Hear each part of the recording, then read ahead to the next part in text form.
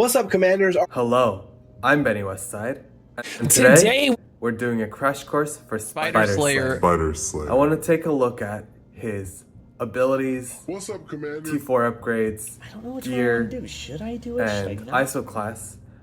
That way, once you unlock him, you can make more informed decisions and build accordingly.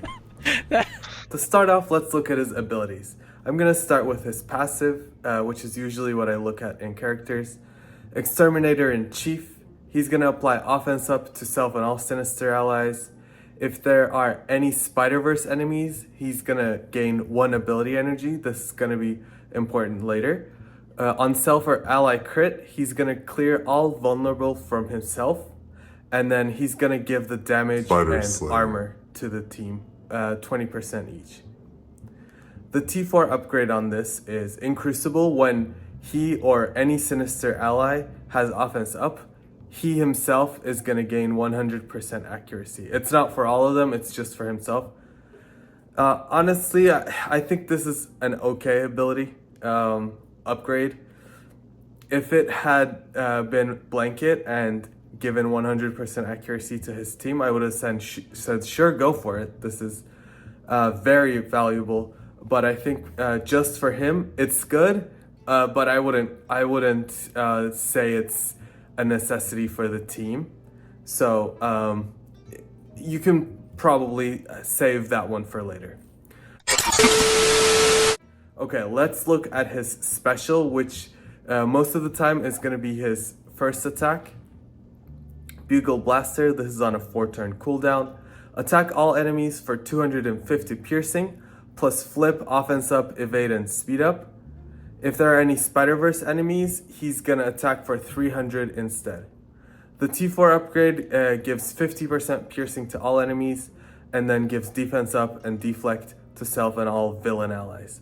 This is a very good upgrade. This is probably essential. I would say defense up and deflect is great, especially because right now, until we can awaken Green Goblin or his passive, they're not gonna have What's up, defense up unless you use Rhino with the team. So they have defense up in Crucible because of the season rules, but once the season fades, that's gonna go away.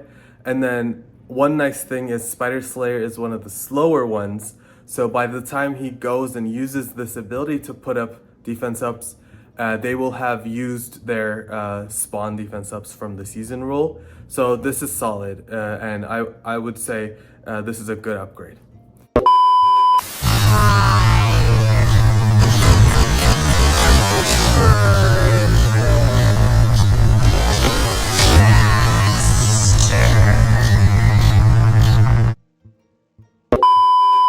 Now let's look at his ultimate. This is a 2, 4, 6, 8 turn ability, and it comes with 6 energy. So it's usually a turn 2 ability, but if you have a Spider-Verse enemy, he's gonna get to do this on turn 1, which we're gonna talk about, but this is kind of gonna be his niche. Apply offense up to self and all sinister allies. Attack primary for 270 piercing, plus 100% drain, plus flip 2 positives. Repeat this 1 additional time. Call a sinister ally with the highest damage to attack primary. This attack ignores defense up. This attack is unavoidable. And if you do the T4 upgrade, it's gonna give 80% piercing to primary and secondary attacks. And then he's gonna call an additional sinister ally with the highest damage. So it's gonna really increase the damage output of this attack. This is a single target attack, and it's really gonna be his niche. If you're going into a team with a Spider-Verse enemy, like a Black Cat, or a Weaver, or a Mirror, you're gonna be able to use this turn 1 and nuke out 1 character. But consider that he has 122 speed, so he's on the slower side of the Sinister faction, and the slowest Superior 6 as well. So a lot can happen by the time he gets to this ability. But the idea of this is likely that it should kill somebody, if not almost And then let's finally look at his basic. Attack primary for 50% piercing, bonus attack twice for 50. Apply offense up to a non-summoned sinister ally with the highest damage that does not have offense up. This is undodgeable. And the T4 upgrade is going to double the damage of this attack. I think this is a good upgrade. It's single target, but it's a lot of damage and it doubles it. It's not essential at all, but considering it doubles the damage output, I'd say that's solid. And if you're gonna run him as a striker, then that's pretty big too. It goes from 150 piercing to 300 piercing.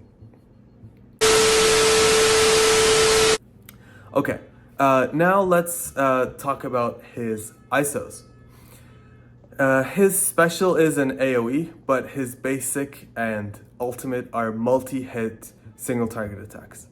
I think Raider is can be considered, but you're probably gonna want to run him as a striker because, as I said, his niche is going to be that ultimate with the single target nuke, and you want that consistent damage on it.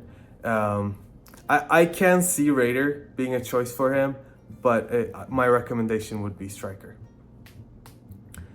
Now let's talk about how far you can take him.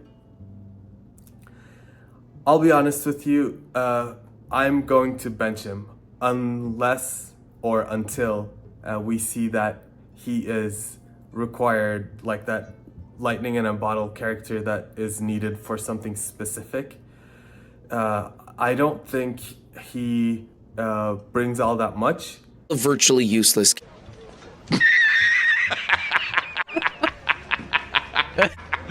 And he has a very niche use, or he's going to have a very niche use.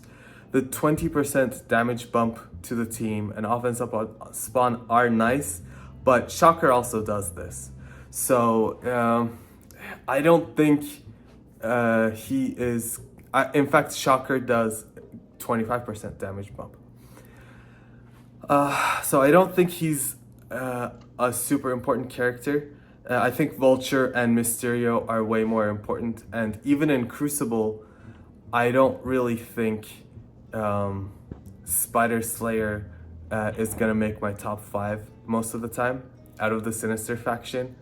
That said, we may not even be running 5 Sinisters. We may be plugging in like an Apocalypse or Skrull or, you know, something else. So he's a good high damage character, but that's all he is. He is the 7th, I think. Rank 7 damage in the game. That's very nice, but consider he also has the damage passive. So once he gives that to his allies, maybe the other ones outrank him. Overall, I think he's very skippable. If you're going to build him, I'd go timidly and take him to like gear 14, 15, and then wait before you overinvest. I don't think he's going to be an essential or important character for this team or for the game. But I'd be happy to be surprised. You know, I've been wrong before, and if I'm wrong about this, that's okay, and I'll be happy to build him once we find that out. Oof. But hey, you got What's up, everybody? What's up, MSFers? Spider Slayer. What's up, Commander? Crawler. Who wouldn't want to see Nightcrawler? All right, so in summary, simply put, his special is essential, his ultimate is Simply borderline put. essential, his basic and passive are great, but I would not consider those necessary upgrades.